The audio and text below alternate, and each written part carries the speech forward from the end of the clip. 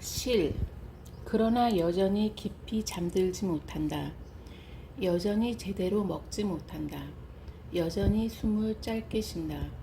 나를 떠난 사람들이 못 견뎌 했던 방식으로 살고 있다. 아직도. 압도적인 성량으로 끊임없이 세계가 말을 걸어오는 것 같던 여름이 갔다. 더 이상 매 순간 땀 흘리지 않아도 된다. 온몸에 힘을 빼고 거실 바닥에 누워 있지 않아도 된다. 열사병에 걸리지 않기 위해 수없이 찬물 샤워를 하지 않아도 된다. 세계와 나 사이에 소슬한 경계가 생긴다. 긴 소매 셔츠에 청바지를 꺼내 입고 증기 같은 열풍이 더 이상 불어오지 않는 도로변을 걸어 나는 식당에 간다. 여전히 요리를 할 수 없다. 한 끼 이상의 식사를 할 수도 없다. 누군가를 위해 음식을 만들고 함께 먹었던 기억을 견딜 수 없기 때문이다. 그러나 규칙들이 돌아온다. 여전히 사람들을 만나지 않고 전화를 받지 않지만 다시 정기적으로 이메일을 체크하고 문자 메시지를 확인한다. 새벽마다 책상 앞에 앉아 쓴다. 매번 처음부터 다시 모두에게 보내는 작별 편지를. 차츰 밤이 길어진다. 하루가 다르게 기온이 내려간다. 이사한 뒤 처음으로 아파트 뒤편 산책로에 들어선 11월 초순. 키 큰 단풍나무들이 타는 듯 붉게 물들어 햇빛에 빛나고 있다. 아름답지만 그걸 느낄 수 있는 내 안의 정극이 죽었거나 거의 끊어졌다. 어느 아침 반쯤 언 땅에 첫 서리가 내리고 그걸 밟는 내 운동화 바닥에서 부스러지는 소리가 난다. 아이들의 얼굴만한 낙엽들이 세찬 바람에 구르며 날아가고 갑자기 헐벗은 플라타너스 줄기들은 버즘나무라는 한국어 이름처럼 희끗한 살갗이 함부로 벗겨진 것 같이 보인다. 인선에게서 문자를 받은 12월 하순의 아침, 나는 그 산책로를 걸어 나오고 있었다. 영하의 날씨가 한 달 가까이 계속되어 어떤 화렵수종의 나무들에도 더 이상 잎이 남아있지 않았다. 경아야, 인선이 전송한 내 이름이 문자창에 단출하게 떠 있었다. 대학을 졸업하던 해에 인선을 처음 만났다. 내가 입사한 잡지사에는 사진 기자가 따로 없어 편집 기자들이 대부분 사진을 직접 찍었지만 중요한 인터뷰나 여행 기사를 진행할 때는 각자가 구한 프리랜서 사진가와 짝을 이뤄 다녔다.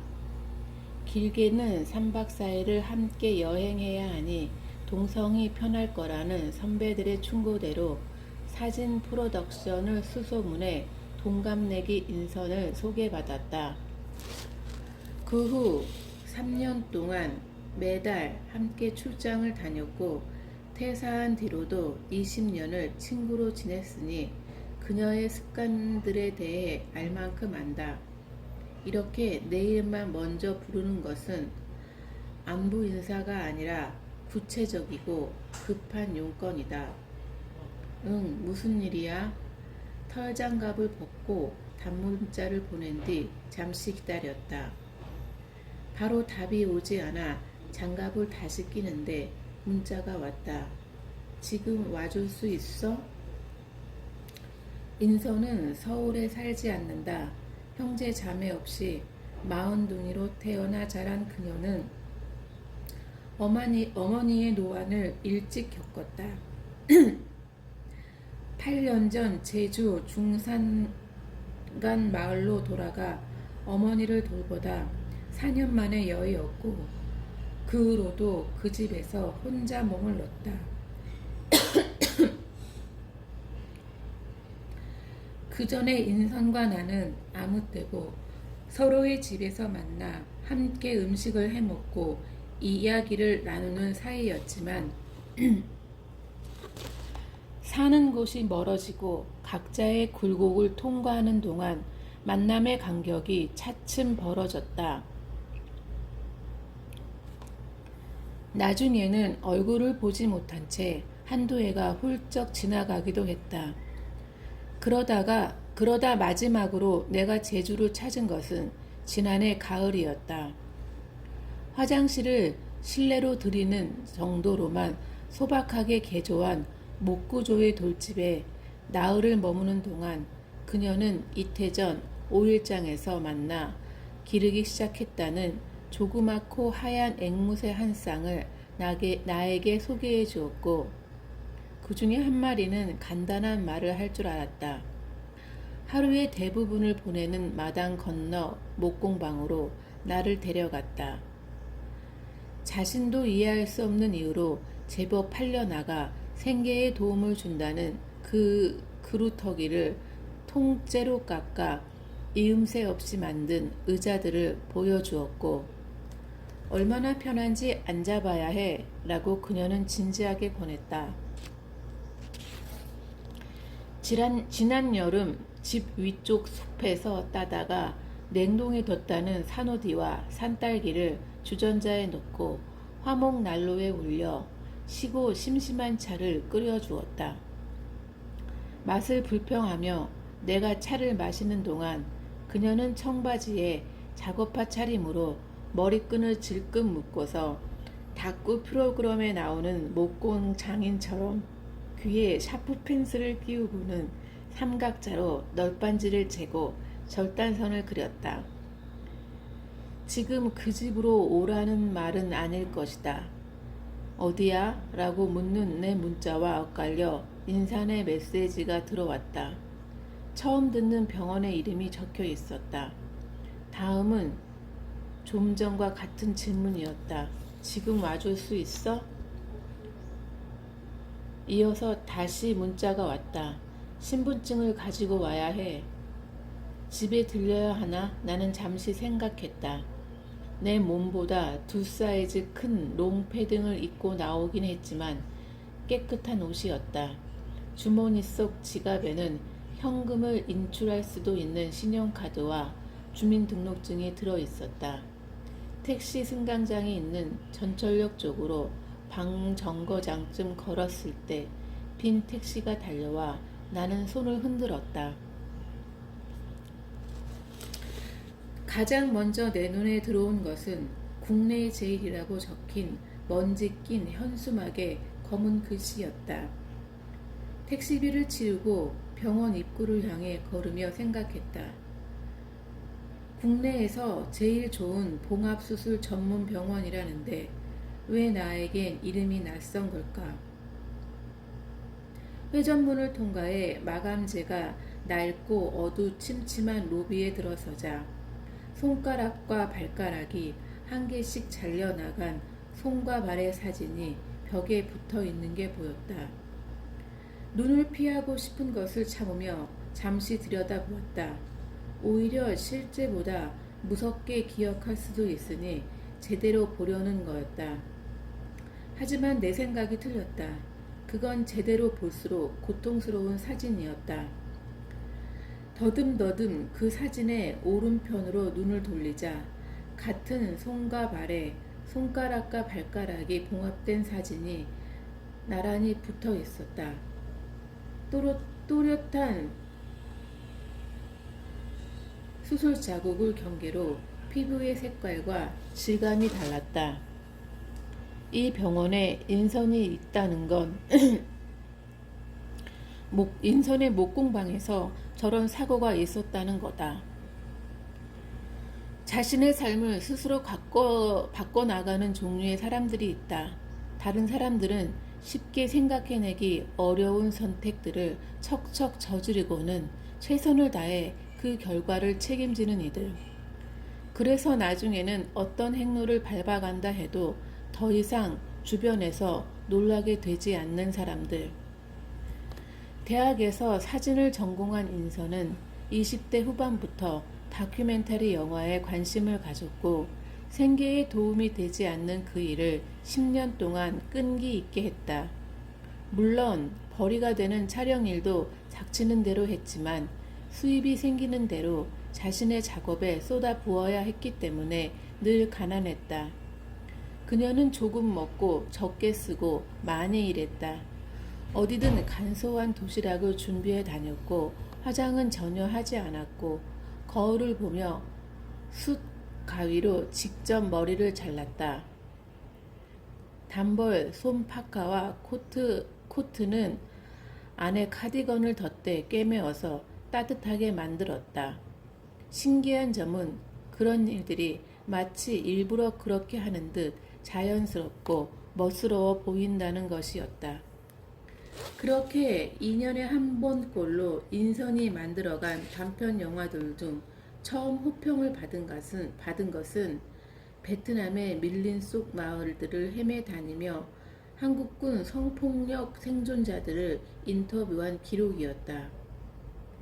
거의 자연이 주인공으로 느껴질 만큼 햇빛과 우창한 열대 나무들의 이미지가 압도적이었던 그 영화의 힘으로 인선은 사립문화재단으로부터 다음 영화 제작을 위한 지원금을 받았다. 비교적 넉넉한 예산으로 인선이 만든 후속작은 1940년대 만주에서 독립군으로 활동했던 할머니의 치매에 걸린 일상을 다룬 것이었다. 딸의 부축을 받으며 실내에서도 지팡이를 짚고 걷는 노인의 텅 빈 눈과 침묵, 만주 들판의 끝없는 겨울숲이 고요 속에서 교차되던 그 영화를 나는 좋아했다. 그 다음의 작업도 역사를 통과한 여성들의 증언일이라고 모두 예상했지만 뜻밖의 인선은 그녀 자신을 인터뷰했다.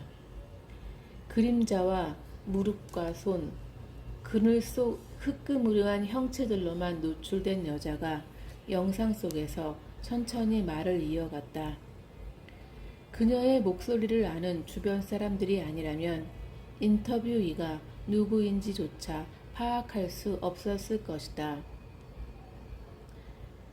1948년 제주의 흑백 영상 기록들이 잠깐씩 삽입되었을 뿐 내러티브가 끊어져 있으며 말 사이에 침묵이 긴 그늘진 회벽과 빛의 얼룩들이 러닝타임 내내 사라졌다 나타나기를 반복한 그 영화는 앞의 작품들과 비슷한 전공법의 감동을 기대했던 사람들에게 당혹감과 실망을 안겨주었다. 평가와 무관하게 인선은 그 세 단편을 연결해 첫 장편 영화를 만들 계획이었는데 스스로 삼면화라고 불렀던 그 작업을 어째서인지 중도에 접은 뒤 국비 지원이 되는 목수학교의 지원에 합격했다. 그 전부터 인선이 집 근처 목공방에 드나드는 걸 좋아했던 것을 나는 알고 있었다. 일을 쉬는 기간이면 며칠씩 그곳에 틀어박혀 목재를 켜고 상판을 짜서 자신이 쓸 목기구를 직접 만드는 걸 신기해하기도 했다. 하지만 그녀가 정말로 영화를 그만두고 목수가 되었다고는 믿을 수 없었다. 1년 과정의 목수학교를 채 마치기 전에 어머니를 돌보기 위해 제주로 아주 내려가겠다고 했을 때도 마찬가지였다. 잠시 고향에 머물다 올라와 다시 영화 일을 할 거라고 생각했다. 내 짐작과 달리 인선은 제주에 내려가자마자 마당에 굴 창고를 개조해 가구를 만들기 시작했고 어머니의 의식이 흐려져 거의 잠시도 혼자 두기 어렵게 되자 안채마루에 작은 작업대를 설치하고는 도마나 쟁반, 숟가락과 국자 같은 작은 목기구를 손대패와 끌로 깎고 기름을 먹였다. 먼지 낀 작업실을 정비해 다시 큰 가구를 만들기 시작한 것은 그녀의 어머니가 세상을 떠난 뒤였다. 골격이 가는 편이긴 하지만 170cm를 웃도는 키의 인선이 야무지게 촬영 장비를 나르는 모습을 20대부터 봐왔으니 목수가 된 것이 놀랍긴 했지만 위태로워 보이지는 않았다. 하지만 자주 부상을 입는 것만은 염려스러웠다. 어머니를 여윈 지 얼마 되지 않았을 무렵 전기 그라인더에 청바지가 말려 들어가며 무릎부터 허벅지까지 30cm 가까운 흉터가 생긴 사고가 있었고, 아무리 빼려고 해도 바지가 안 빠지는 거야. 계속 괴물을 내면서 그라인더가 돌아가는데 정말 괴물 같았어. 하고 그녀는 웃으며 말했다. 이태 전에는 적재하던 통나무 더미가 무너지는 걸 막으려다 왼손 집게 손가락이 부러지며 인대가 끊어져 반년 넘게 재활 치료를 받았다. 이번엔 그 정도가 아니고 뭔가가 잘려나간 거다. 안내 데스크에서 인선의 병실 호수를 물어야 했지만 혼이 나간 듯한 젊은 부부가 손에 붕대를 감은 4~5살 아이를 안고서 울먹이며 안내를 받고 있었다. 얼른 그쪽으로 가지 못한 채 나는 로비 가운데 엉거주춤 서서 회전문 바깥을 돌아보았다. 아직 정오도 되지 않았는데 마치 저물녘처럼 어두웠다. 금방이라도 눈발을 뱉어낼 것 같은 하늘 아래 병원 맞은편 콘크리트 건물들이 차고 습한 공기 속에서 단단한 몸을 움크리고 있었다. 현금을 찾아야 한다고 나는 생각했다. 로비 끝에 있는 현금 인출기를 향해 걸으며 내 신분증의 쓸모가 무엇일까를 생각했다. 시간을 다투는 수술이라 보호자 동의 없이 이미 끝마쳤고 수술비와 입원비를 보증할 사람이 이제 필요하게 된 걸까? 인선에게는 부모도 형제도 배우자도 없으니까. 인선아, 내가 불렀을 때 그녀는 6인실의 가장 안쪽 침대에 누워 내가 방금 들어온 유리문 뒤편을 초조하게 응시하고 있었다.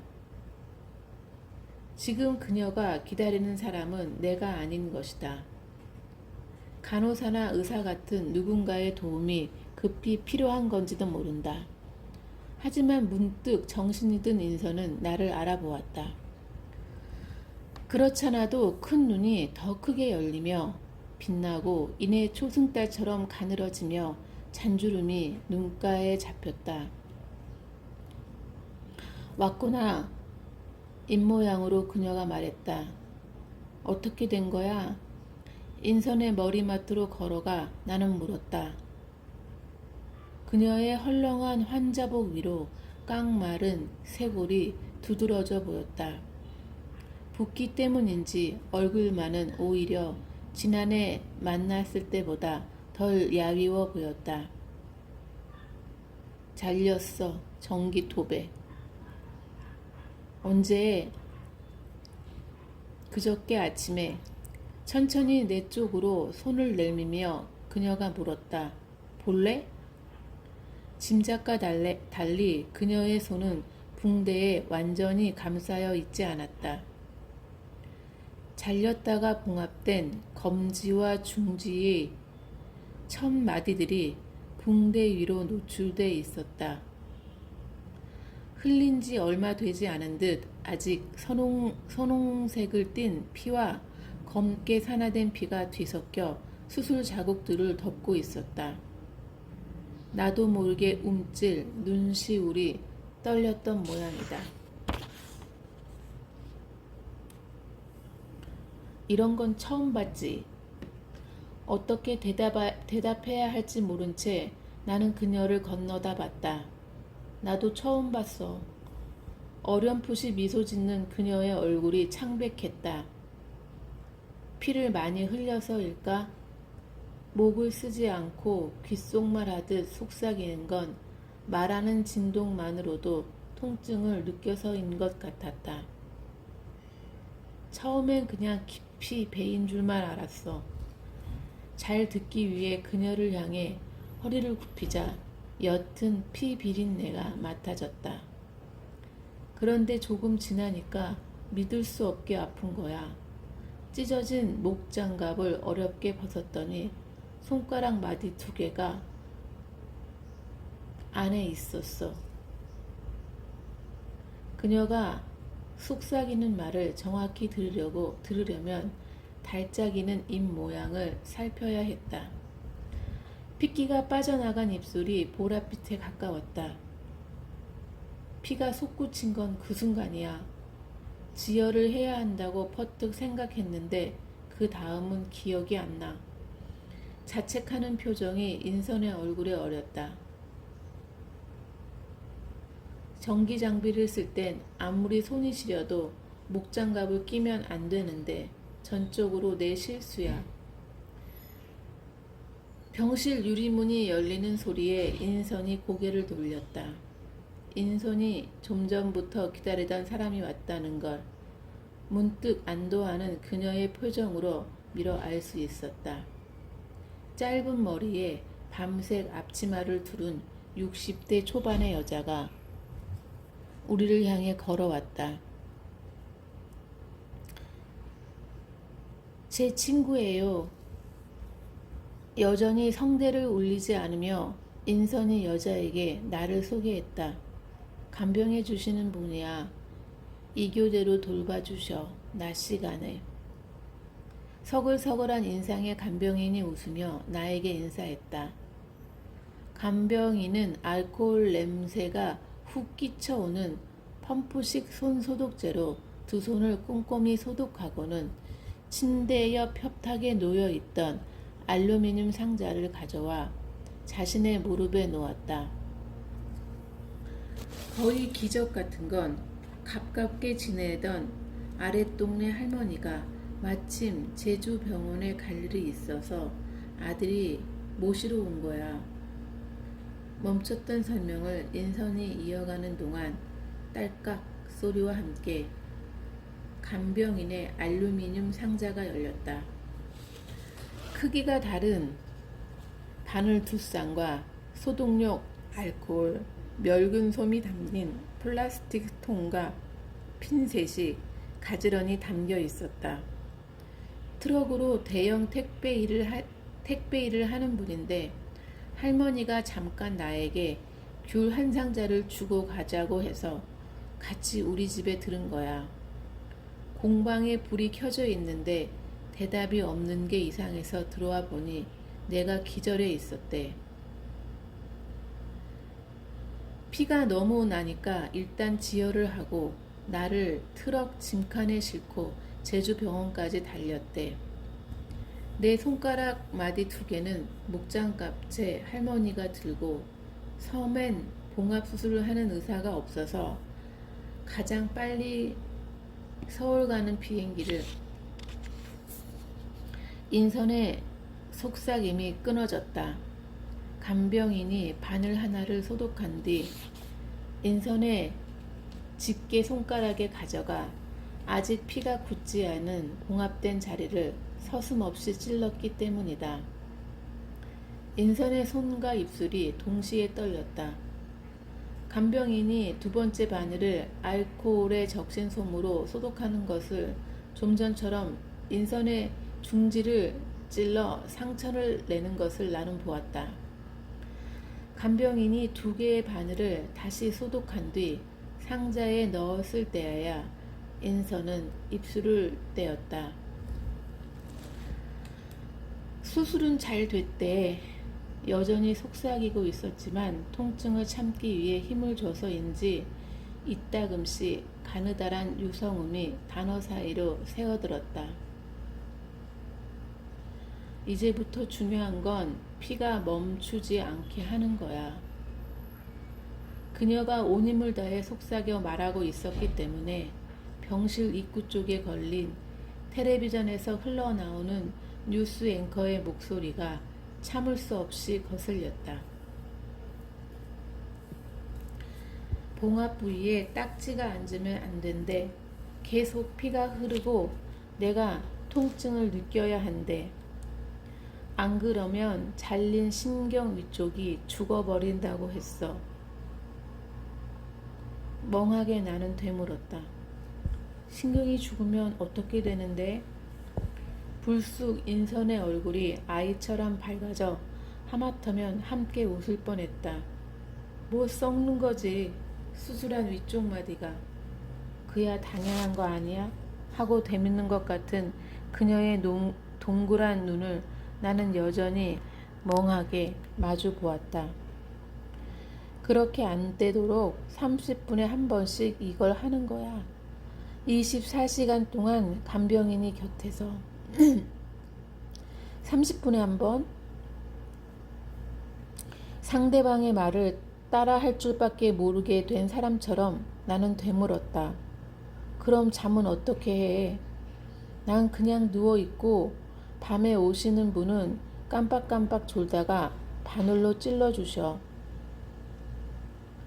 얼마나 오래 이렇게 해야 해? 앞으로 3주 정도.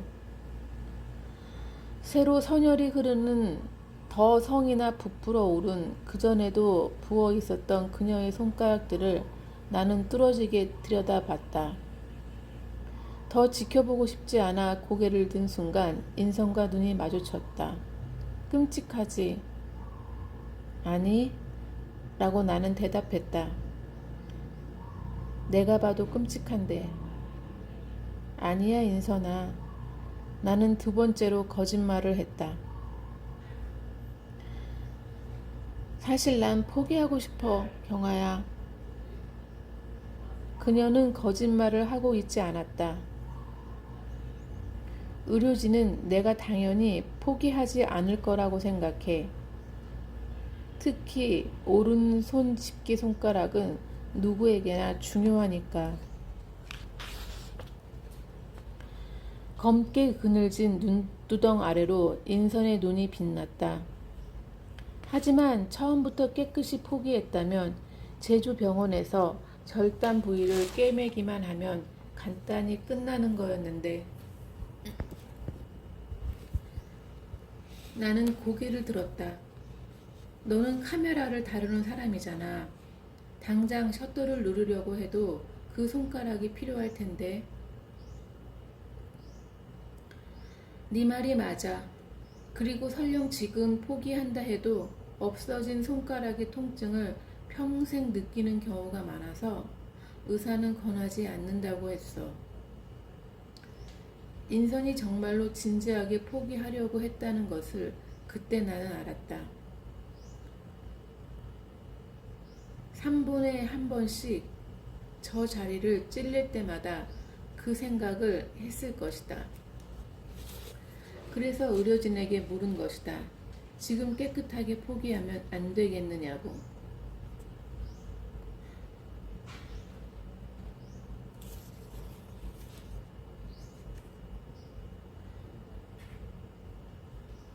그 질문에 답하기 위해 의사가 환지통에 대해 말했을 것이다. 지금은 물론 손가락을 지키는 편이 통증이 더 강하지만 손가락을 포기할 경우 통증은 손 쓸 수 없이 평생 계속될 거라고. 3주라니 너무 길다. 그런 말이 위로가 되는 것인지 모르는 채 나는 중얼거렸다. 간병비도 많이 나올 텐데. 그렇지, 보험이 안 되니까. 그래서 가족이 있는 사람은 간병인을 안 쓴대. 가까운 사람이 계속 이렇게 해야 하는 게 물론 힘들지만 비용을 아끼려면 어쩔 수 없어서. 내가 인선의 가족이 아니어서 다행이라고 그 순간 생각해버렸다. 내 손으로 3분에 한 번씩 저 바늘들을 그녀의 손가락에 찌르지 않아도 된다는 사실이, 그녀가 어떻게 간병비를 치를 것인지 의문이 떠오르는 건 그 다음이었다. 내가 알기로 인선은 어머니를 돌보던 4년 동안 서울에서 가지고 내려간 전세 보증금을 헐었었다. 직접 만든 목가구와 작은 목 기구들을 팔아 1인 가게를 꾸려오긴 했지만 이런 사고에 대비한 목돈을 비축해 두고 있었을 것 같지 않았다. 이제 혼자 몸인데 걱정할 게 뭐 있어. 언젠가 내가 경제적 상황에 대해 물었을 때 인선은 대답했다. 마이너스 통장이 있긴 한데 마이너스일 때는 아주 가끔이야. 가끔뿐이야. 대체로 플러스였다가 가끔은 꽤 많이 플러스였다가 그럭저럭 탈없이 굴러가. 지금 저게 눈이니? 인선의 말에 흠칫 놀라 나는 돌아보았다. 병실에서 도로 쪽으로 난 커다란 창밖으로 성근 눈발이 흩어지고 있었다. 흰 실밥 같은 눈송이들이 긋고 지나가는 허공의 길들을 얼마간 지켜보다 주변을 둘러보자 통증과 인내에 익숙해진 듯 공허한 얼굴의 환자들과 보호자들 모두 침묵하며 창밖을 바라보고 있었다.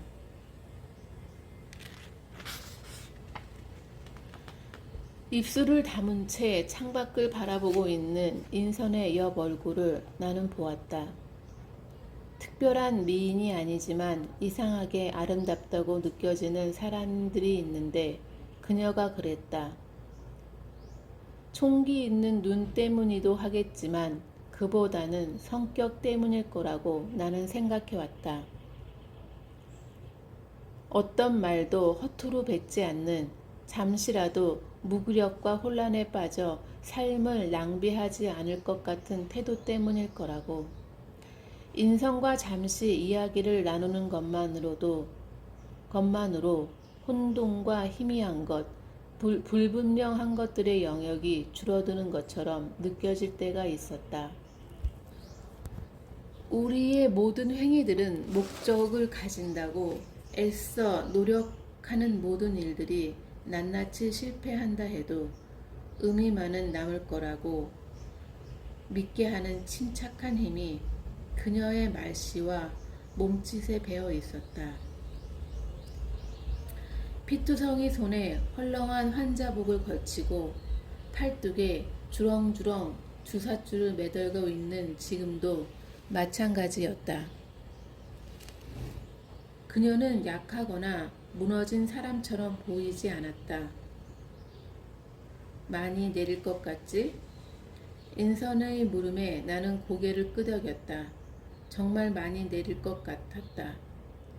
좀 전보다 더 사위가 어두웠다. 이상하다. 이렇게 너랑 같이 눈을 보니까.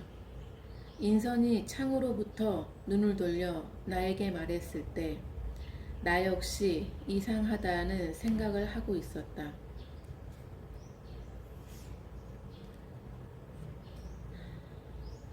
눈은 거의 언제나 비현실적으로 느껴진다. 그 속력 때문일까? 아름다움 때문일까? 영원처럼 느린 속력으로 눈송이들이 허공에서 떨어질 때 중요한 일과 중요하지 않은 일은 중요한 일과 중요하지 않은 일이 갑자기 뚜렷하게 구별된다. 어떤 사실들은 무섭도록 분명해진다. 이를테면 고통, 유서를 완성하겠다는 모순된 의지로 지난 몇 달을 버텨왔다는 것, 자신의 삶이라는 지옥에서 잠시 빠져나와 친구를 병문안하고 있는 이 순간이 기이하게 낯설고 선명하게 느껴진다는 것. 하지만 인선이 이상하다고 한 말은 다른 의미라는 걸 나는 알고 있었다.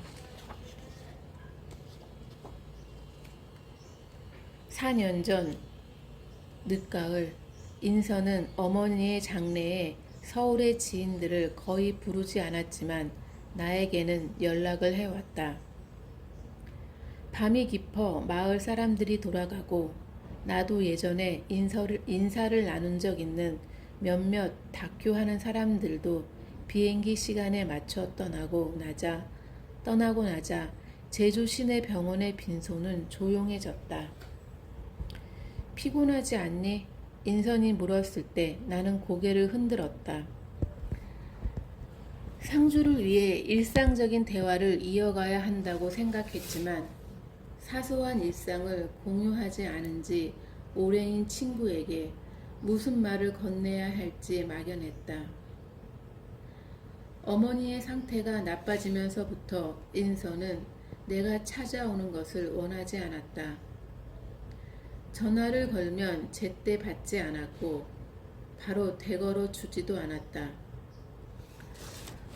문자로 안부를 물으면 며칠 뒤에야 답이 왔다. 속을 짐작할 수 없는 짧고 담담한 문장들을 읽을 때마다 거리감이 느껴졌다. 그럼 나야 똑같이 지내지. 너도 잘 지내. 그런 격절의 시간이 우리 사이를 지나갔는데 이제 와서 앞으로의 계획에 대해 물어도 되는 걸까?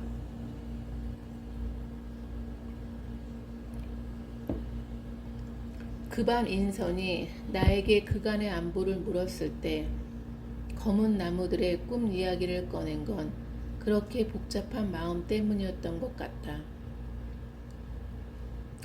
여름에 꾸었던 꿈이 겨울이 가까워 오도록 자꾸 생각난다고.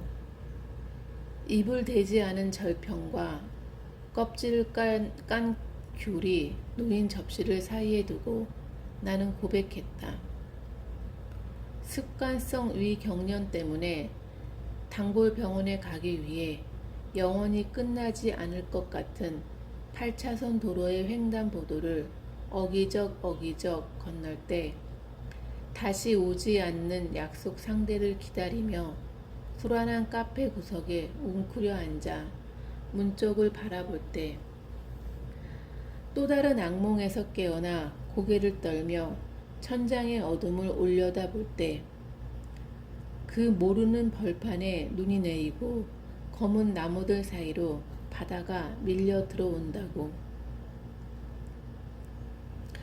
그러니 같이 무언가를 해보면 어떻겠는지 나는 인선에게 물었다. 함께 통나무들을 심어 먹을 입히고 눈이 내리길 기다려 그걸 영상으로 담아보면 어떻겠느냐고. 그럼 가을이 가기 전에 시작해야겠네. 내 말에 끝까지 기울인 뒤 인선은 대답했다. 검은 치마 저고리 차림에 흰 고무 밴드로 단발머리를 질끈 묶은 얼굴이 진지하고 침착했다. 99그루의 통나무를 들에 심으려면 땅이 얼기 전에 해야 한다고 그녀는 말했다. 늦어도 10월 중순에 사람들을 모아 함께 나무를 심자고. 아버지에게서 물려받았지만 아무도 쓰지 않는 버려진 땅이 있으니 그곳을 쓰면 되겠다고도 했다. 제주도에 땅이 있어? 내가 묻자 그녀는 말했다. 그럼 중산가는 겨우내 얼지. 촬영을 할 수 있을 만큼 눈이 많이 내릴까? 한방 눈이면 좋겠는데. 내가 재차 물은 것은 그 일을 제주에서 할 거라고는 미처 생각해 보지 않았기 때문이었다. 온대와 아열대 수종의 나무들이 섞여 자라는 섬에 눈이 온들 얼마나 올까? 오히려 서울보다 추운 곳, 이를테면 강원도의 국경 인근 어딘가가 적당할 거라고 생각해 왔었다. 아, 눈 걱정은 안 해도 돼. 미소 짓는 그녀의 눈가에 잔주름이 잡혔다. 그날 나에게 처음 보인 웃음이기도 했다. 비도 안개도 눈도 많은 습한 마을이라고. 봄이면 안개가 너무 끼어서 햇빛을 못 본 마을 여자들이 만성 우울증을 호소할 정도라고 인선은 말했다. 폭우가 잦은 여름은 물론 건기인 봄, 가을에도 일주일에 두세 번씩 비가 내리며 3월 하순까지 한방눈이 내리는 일도 흔하다고 했다. 미리 목작업 하는 게 가장 큰 일이지. 사람들 모아서 땅에 심는 것도 잘 계획해야 하고. 하지만 눈 촬영은 걱정할 것 없어. 내 틈 날 때마다 내가 한없이 찍어둘 수 있어.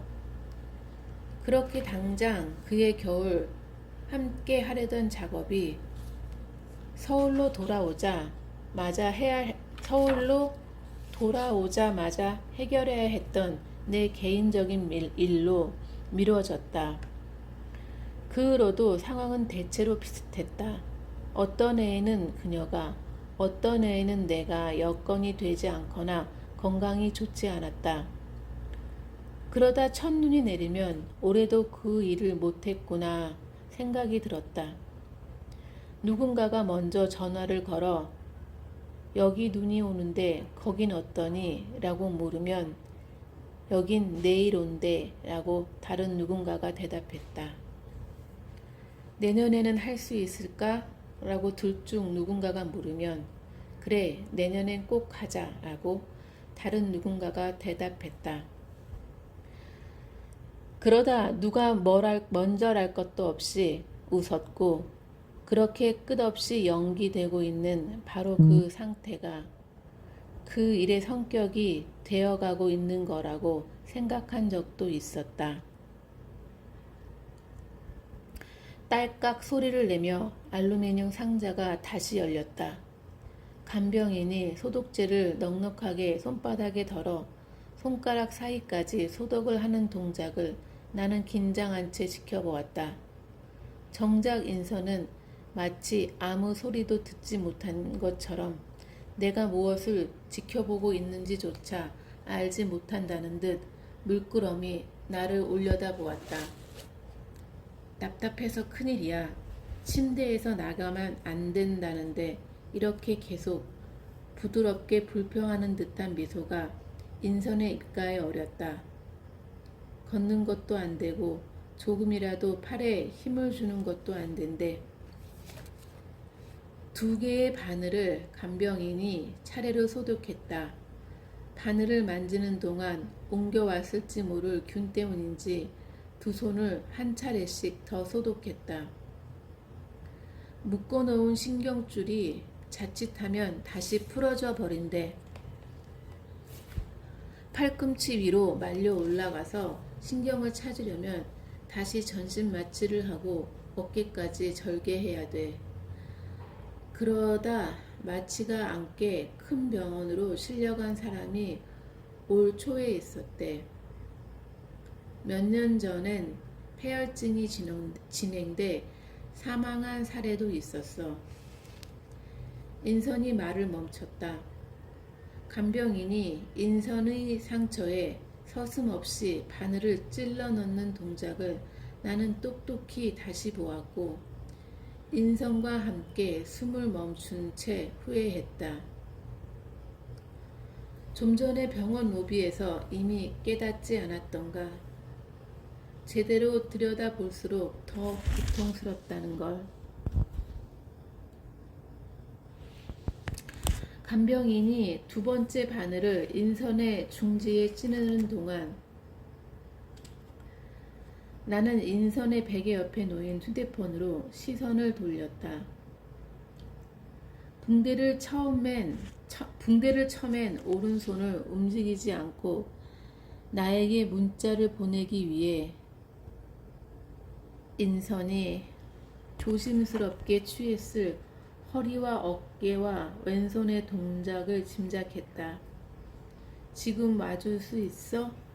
힘을 다해 자음과 모음을 잇고 띄어쓰기를 해서 그렇게 2번 물었을 거다. 그런데 왜 하필 나에게였을까? 그녀에게 친구가 많지 않으며 결이 맞는 소수의 사람과만 연락하며 지낸다는 것을 나는 알고 있었다. 하지만 이런 순간에 가장 먼저 떠올릴 사람이 나일 거라고까지는 생각하지 못했다.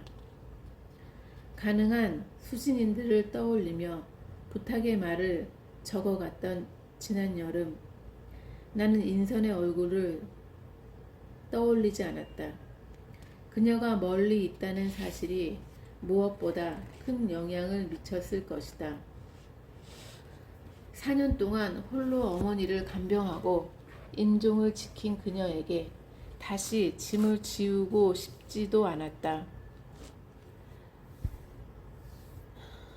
그 기간 동안 먼저 거리를 둔 쪽은 인선이었고 내 개인적인 상황도 좋지 않았지만 내가 더 노력할 여지가 정말 없었는지 확신할 수 없었다.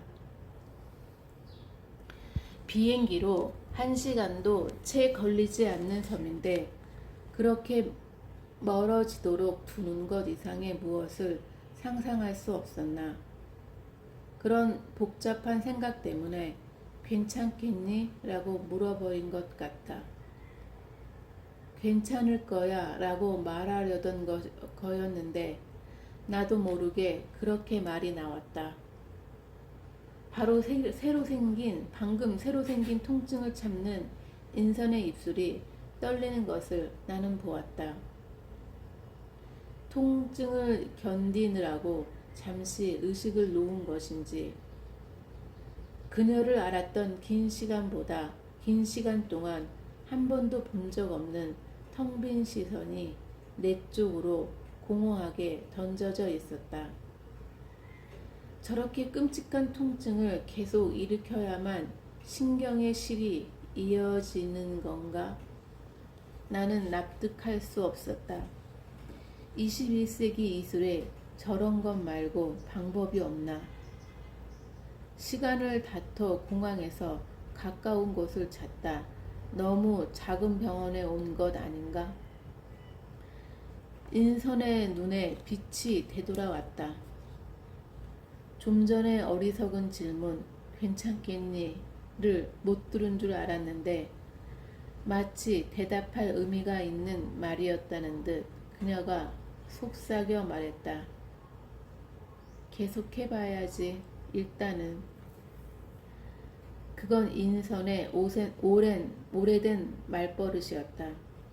함께 취재 여행을 다니던 시절 문제가 있는 인터뷰이를 만나거나 섭외된 장소에 말썽이 생겨 내가 허둥거리면 동갑내기 인선은 그렇게 선선히 말하곤 했다. 일단 나는 계속하고 있을게. 내가 문제를 해결하든 절반 정도만 해결하든 마침내 실패하고 돌아오든 그녀는 장비들을 세팅하고 현장에 있는 거의 모든 사람들을 짧은 시간 동안 자신의 편으로 만들어 놓고서 나를 기다리고 있었다. 인터뷰 영상을 녹화해야 할 경우에는 캠코더를 고정시켜 놓고 스틸 사진 촬영을 위해 카메라를 들고서 웃으며 말했다. 시작하고 싶을 때 시작해. 그 웃음에 문득 전염되어 내 마음이 밝아지면 내 밝아진 얼굴에 안심한 인선의 눈이 더 환해졌다. 뭐 일단 나는 계속하고 있을 테니까. 그 말이 주문처럼 나를 안심시키곤 했다. 아무리 까다로운 인터뷰 상대를 만나도 예기치 못한 돌발 변수가 생겨도 뷰파인더를 들여다보고 있는 그녀의 침착한 얼굴을 보면 더 이상 당황할 필요도 허둥거릴 이유도 없다고 느껴졌다. 마지막 통화에서도 인선이 비슷한 말을 했다는 걸 깨달은 것은 그 순간이었다. 꿈과 생시 사이에서 검은 나무들의 벌판을 다시 보았던 지난 8월 새벽. 마침내 눈을 뜨고 나는 그곳으로부터 빠져나왔다. 땀에 젖은 몸을 일으켜 베란다로 걸어갔다. 창문들을 열자 잠시 바람이 서늘하게 느껴졌지만 습기가 밀려 들어오며 금세 더 더워졌다. 매미들이 악을 쓰고 있었다. 그러고 보니 밤새 그렇게 울었던 것 같았다. 얼마 지나지 않아 옆집과 아랫집의 에어컨 실외기들이 다시 소리치며 돌아가기 시작했다. 일단 창문들을 닫고 속옷을 입은 듯 끈끈한 몸을 찬물로 씻어냈다. 달아날 곳도 숨을 곳도 없는 더위 속에서 거실 바닥에 누워 휴대폰을 머리맡에 놓은 채 7시가 되기를 기다렸다. 그때가 오전 중에 인선과 통화할 수 있는 거의 유일한 시각이었다. 그녀는 매일 아침 일찍부터 오후 6시까지 목공방에서 일하고 작업 중에는 휴대폰을 무음으로 해놓으니까 응 경아야 언제나처럼 선선히 인선은 나를 반겼다. 잘 지냈어? 담담하게 서로의 안부를 주고받은 끝에 나는 말했다. 검은 나무들을 심는 프로젝트를 하지 않는 게 좋겠다고. 처음부터 내가 꿈의 의미를 잘못 이해했다고. 정말 미안하다고. 나중에 만나 자세히 이야기하자고. 그렇구나. 내 말이 끝나자 인선은 대답했다. 그런데 어떡하지? 난 벌써 시작했는데. 지난번에 너 다녀가고 나서 바로. 지난해 가을 제주에서 그 일에 대해 먼저 이야기를 꺼낸 사람은 인선이었다. 이제 난 정말 할 수 있을 것 같아 라고 인선이 말했고 그럼 그렇게 하자고 나는 대답했다. 그동안 영상 작업은 조금도 안 한 거야? 여기 내려와서는? 하고 조심스럽게 묻기도 했다. 이제 다시 시작해 보려는 거야? 라고 내가 덧붙여 물었을 때 그녀는 잠시 생각에 잠겨 있다가 대답했었다. 어쩌면 그럴 수 있을지도. 겨울부터 나무들을 모았어 경아야. 마치 이 전화를 기다리고 있었던 것처럼 그간의 일을 들려주기 위해 준비해온 사람처럼 인선은 차근차근 말을 이었다. 99 그루보다 더 넉넉하게 모아서 봄부터 건조시켰어.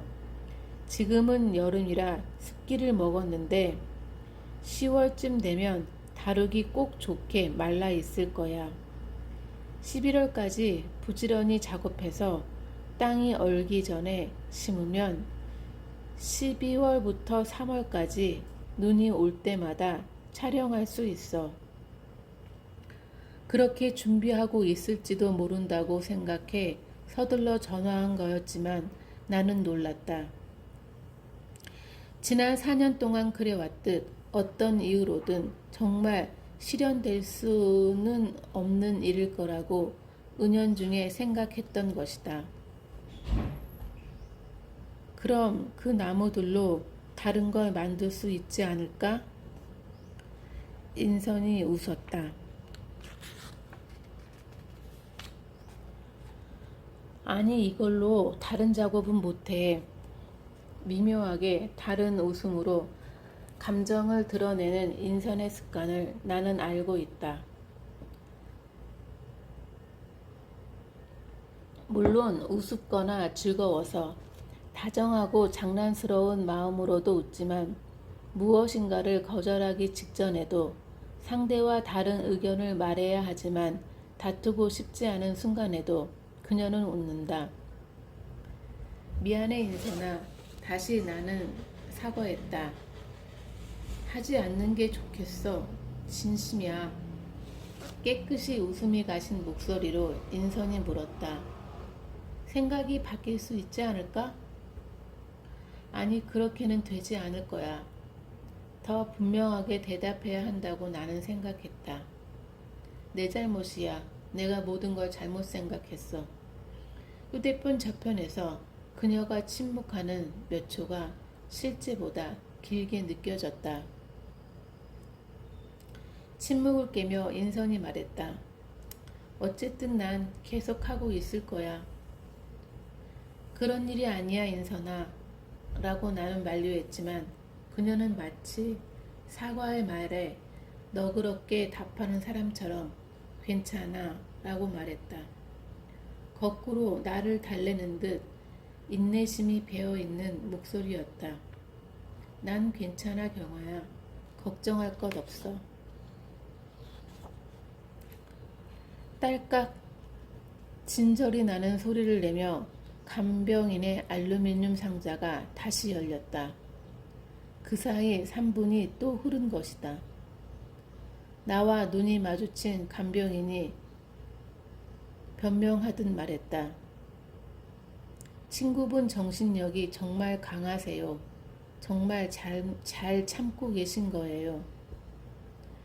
동의도 부정도 하지 않은 채 인선이 간병인을 향해 천천히 오른손을 내밀었다. 피에 젖은 붕대가 너무 꾸덕꾸덕하다고 나는 생각했다. 아침에 간호사가 와서 드레싱을 하고 붕대를 새로 감았을까? 제대로 갈아주고는 있는 건가? 저렇게 계속 피를 흘리는데. 의사 선생님이랑 간호사 선생님들도 다들 그러세요. 진짜로 훌륭하게 참고 계신다고. 2개의 환부에 차례로 바늘이 꽂혔다. 빠져나가는 동안 인선은 입을 다문 채 창을 보고 있었다. 물기가 많고 작은 눈송이들이 가느다란 선등을 수직으로 그으며 낙하하고 있었다. 이상하지 눈은? 들리들 말 듯한 소리로 인선이 말했다. 어떻게 하늘에서 저런 게 내려오지? 처음부터 내 대답은 필요하지 않았던 듯 마치 창밖 어딘가에 있는 다른 사람에게 건네는 말처럼 그녀가 이어 속삭였다. 트럭 짐칸에서 의식이 들었는데 잘린 손가락에서부터 무서운 아픔이 뻗어나오고 있었어. 그런 아픔은 그전까지 상상도 못했어. 그런 아픔은 그전까지 상상도 못했고 지금 말로 할 수도 없어. 시간이 얼마나 지나갔는지 누가 나를 어디로 싣고 가는지 알 수 없었어. 옆눈으로 끝없이 흘러가는 나무들을 보면서 지금 한라산을 넘어가고 있나 짐작했을 뿐이야. 택배 박스들, 굵은 고무끈들,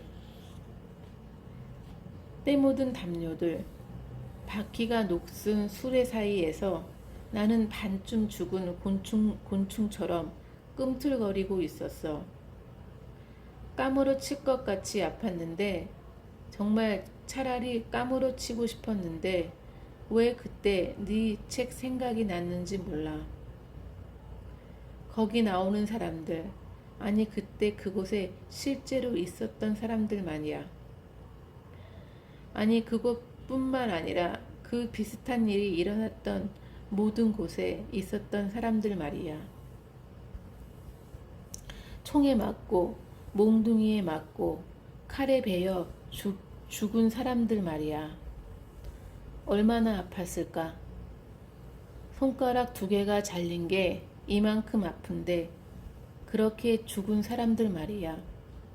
목숨이 끊어질 정도로 몸 어딘가가 뚫리고 잘려나간 사람들 말이야. 그때 알았다. 인선이 줄곧 나를 생각해 왔다는 것을. 아니 정확히 말하자면 우리가 약속했던 프로젝트를, 아니 더 정확히 말하자면 4년 전 내가 꾼 꿈속의 검은 나무들을, 그 꿈의 근원이었던 그 책을. 다음 순간 더 무서운 짐작이 떠올라 나는 숨을 멈췄다. 이미 나무들을 구해 놓았다고 인선은 지난 여름 말했다. 넉넉하게 100그루도 넘는 통나무들을 건조시키고 있다고. 가을부터 그것을 켜고 자르고 깎아 등을 웅크린 사람들처럼 기울고 휘어진 등신대의 형상들을 만들 거라고. 그 일을 하고 있었던 거야? 도망칠 데가 없다고 느끼며 더듬더듬 나는 물었다. 내가 그만하자고 했던 일 말이야. 그걸 하다가 이렇게 된 거야? 하지 말자고 분명히 내가 말했잖아. 왜 혼자 고집을 부렸어? 그러나 그렇게 말할 수 없었다. 처음부터 그 제안을 너한테 하는 게 아니었다. 스스로 뜻도 모르는 주제에 꿈 이야기를 들려주는 게 아니었다. 그런 일에 너를 끌어들여선 안 되는 거였다. 그건 중요하지 않아, 경아야. 완곡한 긍정이 분명해 보이는 그 답에 이어 내가 내놓을 어떤 사과와 자책과 후회의 말도 거부하겠다는 듯 빠르게 인선이 다음 말을 이었다. 더 이상 귓속말처럼 속삭이지 않는, 갑자기 모든 통증을 이겨낸 듯 또렷해진 목소리였다. 오늘 너한테 와달라고 한 건 그것 때문이 아니야. 부탁할 게 있어서야. 도련한 생기를 머금고 번쩍이는 그녀의 두 눈을 피하지 못한 채 나는 다음 말을 기다리고 있었다. 3. 폭설. 처음에는 새들이라고 생각했다. 흰 털을 가진 수만 마리 새들이 수평선에 바싹 붙어 날고 있다고. 하지만 새가 아니다. 먼 바다 위의 눈구름을 강풍이 잠시 흩어놓은 것이다. 그 사이로 떨어진 햇빛에 눈송이들이 빛나는 것이다. 해수면이 반사한 빛이 거기 곱절로 더해져 흰 새들의 찬란한 띠가 바다 위로 쓸려 다니는 것 같은 착시를 불러일으키는 거다. 이런 눈보라는 처음이다. 서울 거리에 무릎까지 눈이 쌓이는 광경을 10년 전 겨울에 한 차례 보았지만 이만큼의 밀도로 허공을 채우지는 않았다.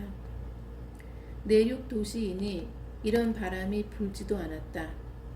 지금 내가 탄 버스는 눈보라치는 해안도로를 달리고 있고 나는 맨 앞좌석에 안전벨트를 메고 앉아 강풍에 나부끼는 야자수들을 내다보고 있다. 젖은 도로면의 온도가 아슬아슬하게 빙점 언저리여서겠지만 이렇게 많은 눈이 조금도 쌓이지 않고 흔적 없이 사라진다는 사실이 비현실적으로 느껴진다.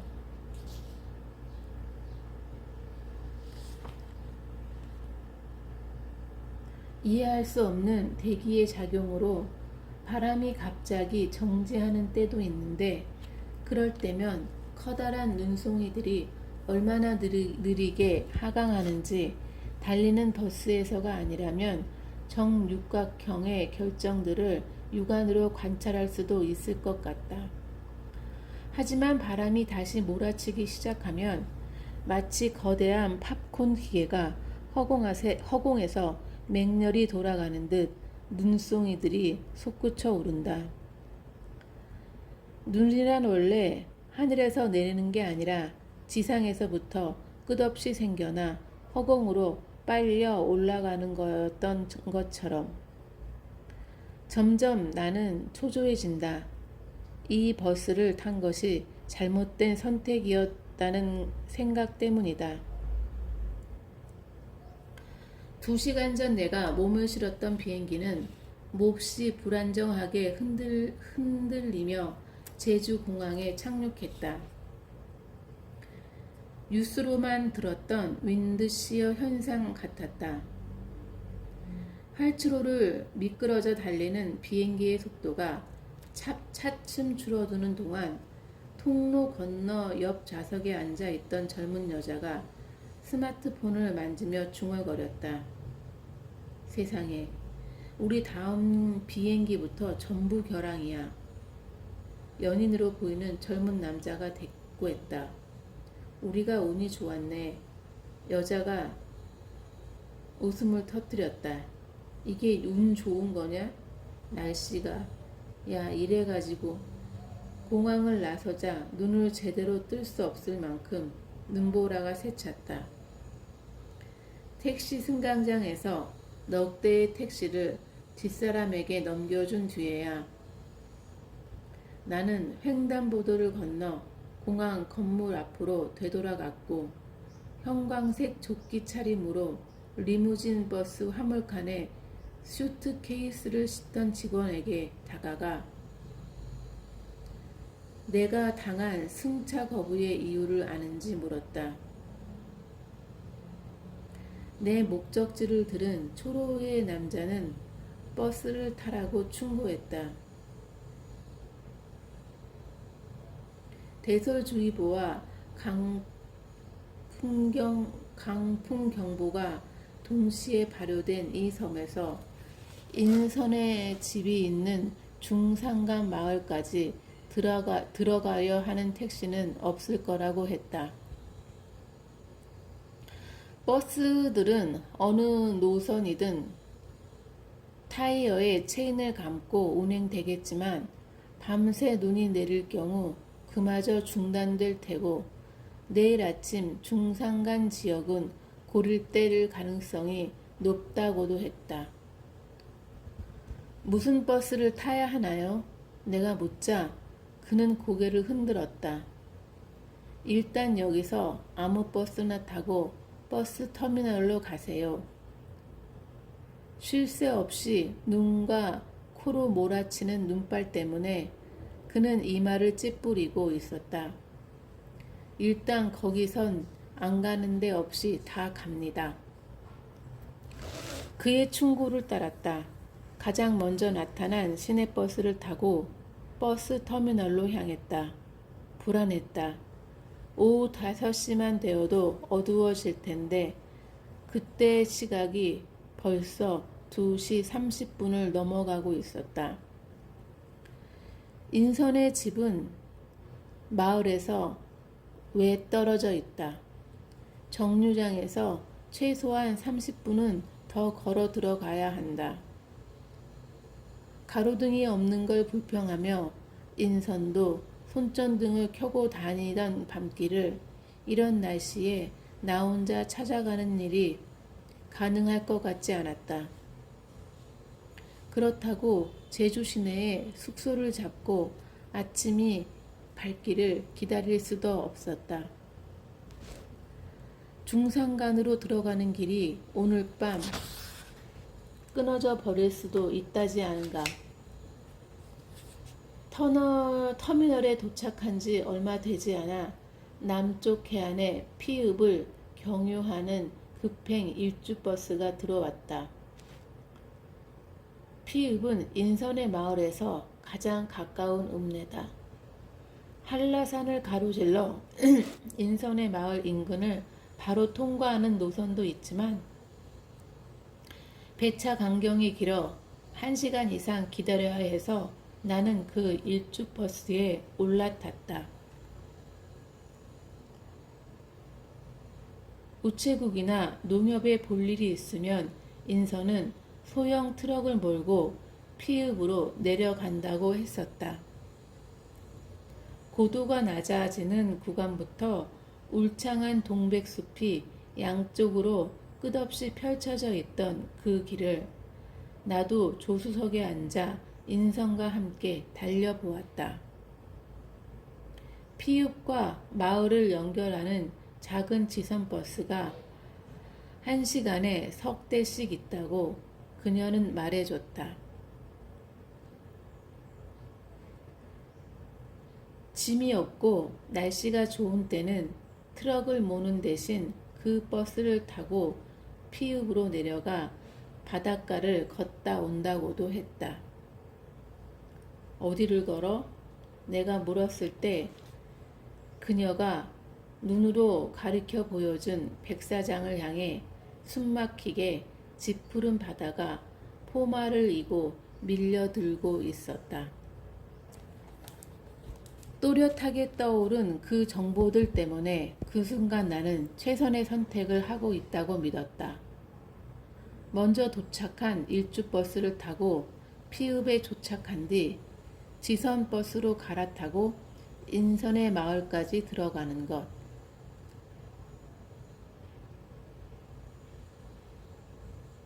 그러나 문제는 이섬